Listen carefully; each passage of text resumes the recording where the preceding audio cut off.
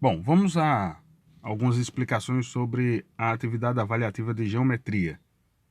A primeira questão fala sobre a condição de existência de triângulos. Você tem uma situação em que o Marcos tem à sua disposição várias varetas e que ele vai tentar construir triângulos. Você deve verificar se é possível construir ou não esses triângulos com os grupos 1, 2, 3 e 4. E apenas um ele não vai conseguir. É isso que a questão quer que você descubra. Qual grupo de varetas, de organização de varetas, Marcos não irá conseguir montar o seu triângulo. A segunda questão é para que você indique ou marque um X sobre a letra correspondente aqueles pares de triângulos que são congruentes, considerando apenas as indicações, as medidas dadas. Então marque apenas aqueles ou aquele que você julgar que seja congruente. Lembre aí dos casos de congruências. A terceira questão fala sobre também um caso de congruência. Você verifique aí qual é o caso e ao verificar qual é o caso, você vai ter uma equação a ser resolvida com as indicações dadas. E com isso, descubra qual é o valor de x, fazendo as operações correspondentes. A quarta fala sobre os pontos que a gente pode encontrar ao traçar medianas, alturas e bissetrizes de um triângulo. Você vai, nos círculos em branco, colocar as letras correspondentes à letra A, B e C ao seu respectivo significado. Por exemplo, o incentro, a letra A. Qual dessas três esferazinhas ali abaixo corresponde ao incentro? E você vai preencher essas três bolinhas com as letras correspondentes.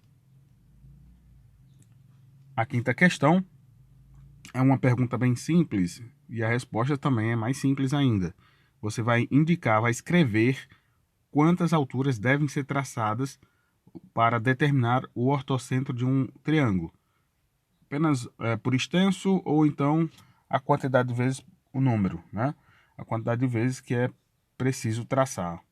É bem simples, bem tranquilo de resolver.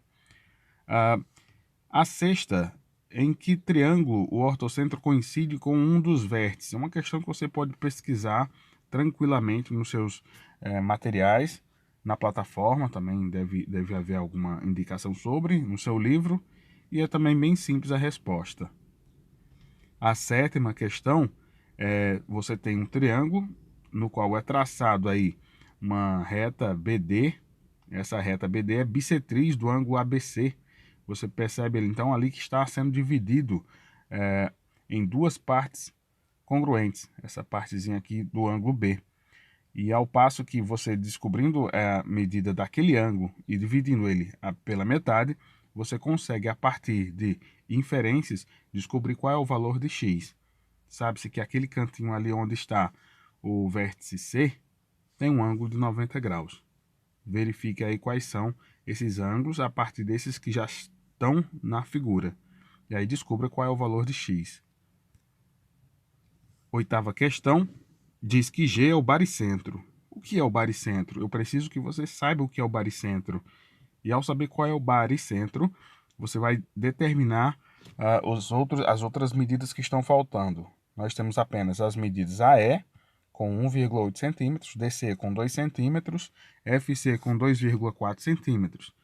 A partir do momento que você descobre o que é o baricentro, você vai determinar quais são as medidas que estão faltando e finalmente vai calcular o perímetro do triângulo ABC. Lembrando que o perímetro é a soma das medidas de todos os lados do triângulo. A questão 9 é traçada aí a altura representada pela semirreta AH. Então, a partir disso, sabendo que são alturas, você consegue determinar quais são os valores de x, y e z. Repare que o triângulo é retângulo. O triângulo é retângulo, não é isso? E foi traçada então a sua altura. Você consegue descobrir ali então quais são os ângulos envolvidos ali no ponto H, e a partir daí você consegue descobrir quais são as medidas x e y. Lembrando que a soma das medidas internas de um triângulo é sempre 180, não esqueça.